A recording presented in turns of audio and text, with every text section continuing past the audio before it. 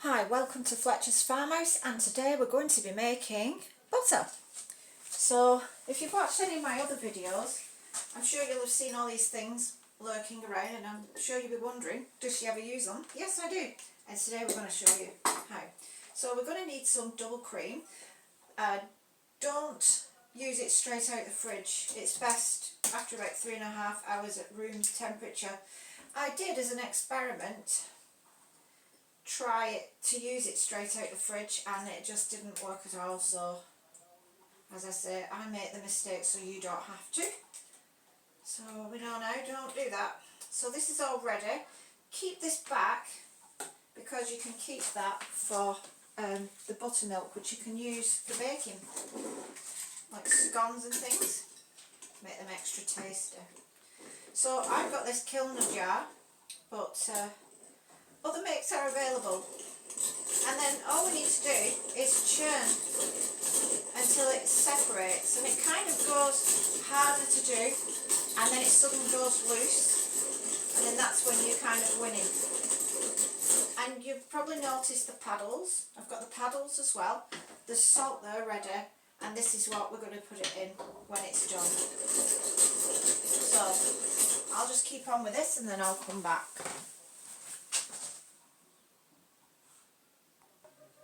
Can you see how after only a few seconds it's already gone a lot thicker, but we need to do it a lot more than that. And now it resembles a bit more like curdled milk, but it's still not ready yet. And now it's gone loose and smooth again, and it's still not ready yet. This part takes the longest, so you might have to actually do about 15 minutes of this churning to get anywhere, and it looks again like sloppy, frothy liquid, but just keep going because it'll just go all of a sudden solid and feel a lot harder.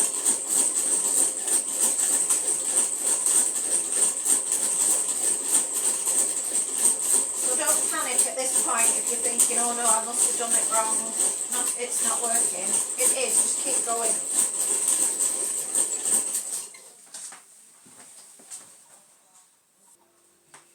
And then it'll just suddenly start to feel a little bit more resistance when you're churning,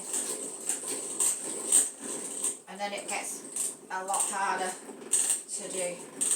Can you see? Wow. And there we are. Let's have a look and see how we're getting on. Yeah, we're getting there. There you go, there's the butter. There's the butter. You can see it sticking to, oh, I can't get in the focus. You can see it sticking to the jar. So that's your butter made. Now we need to just squeeze out all of the buttermilk, because if we don't, then it will go bad very quickly. So we need to, and then we need to put some salt in it. So there's the lumps of butter with the buttermilk. So this is why we kept this back, so we can just pour that in there. And we've got buttermilk for baking. You'd like to make some buttermilk scones. Oh, I'm dropping bits of butter in it as well. And this is these solid lumps that will be your butter.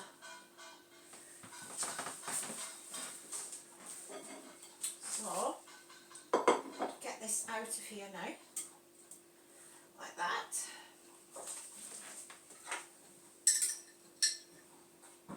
Yep. Apologies for the noise. It's they're having some work done next door.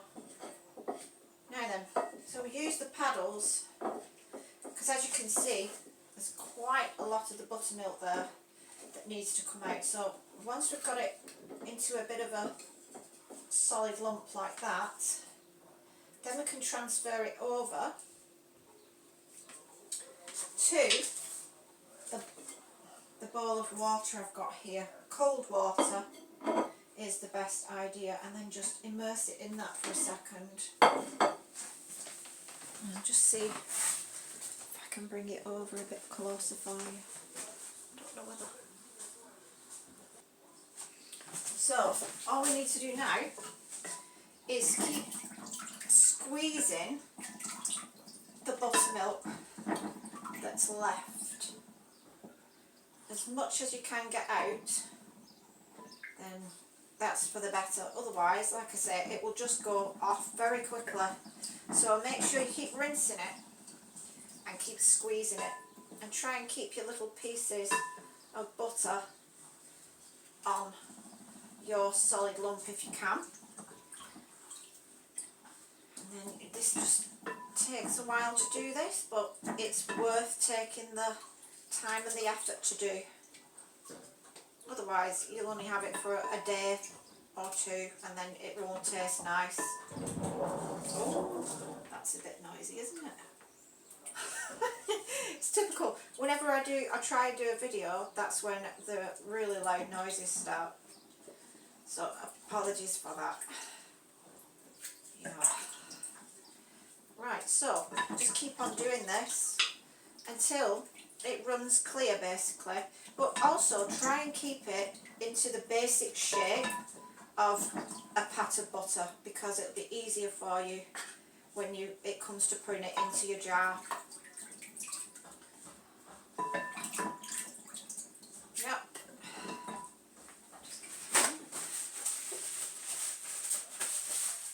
And it's quite easy to do your own butter, and it's proper farmhouse butter. And if you're having a farmhouse or a farmhouse themed house or kitchen like me, then really you need to be making your own butter. And it's so easy to do, and you know it's fresh then as well. So then once you've got the worst of it out, turn the tap on slowly and just keep on squeezing your pat of butter,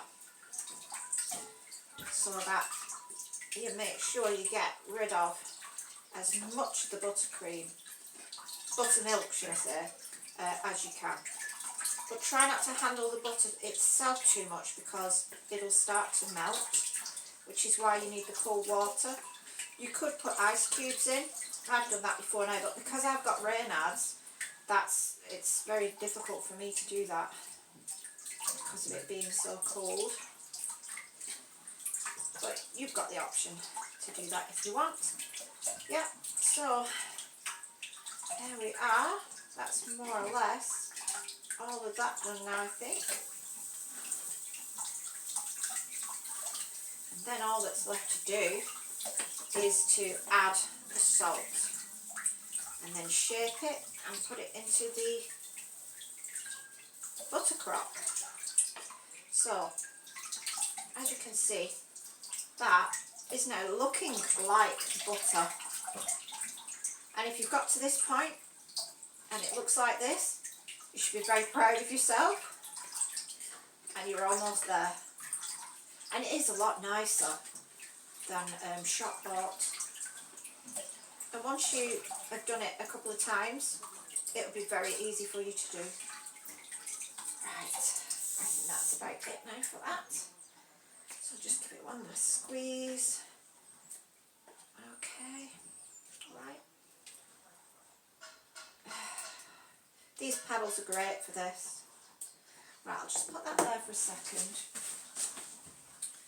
because I need to get another plate out. Okay. Right, let me see.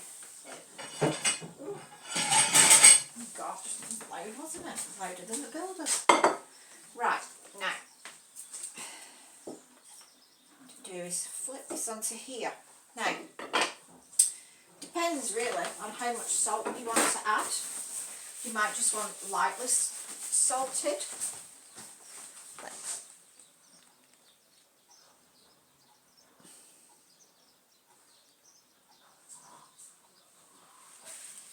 But I like quite a lot of salt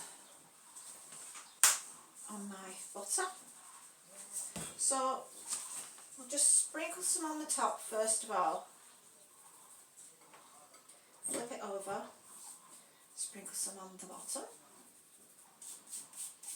Now, there might be a better way of doing this, If there is, let me know in the comments if you've got a better way, because this is the way that I've been doing it, and I just think that maybe there's an easier way to evenly distribute the salt throughout the butter that I just haven't worked out yet. But this is how I do it right now. So yeah, let me know in the comments if you've got an absolutely fantastic idea for how to do this better than me, because you know, this takes a lot of time and it's not always that evenly distributed, I find. Although it is better than my first attempts, I have to say that. Right, so that's the salt done. So what we need to do now that we think we've put it all the way through it, otherwise you're going to have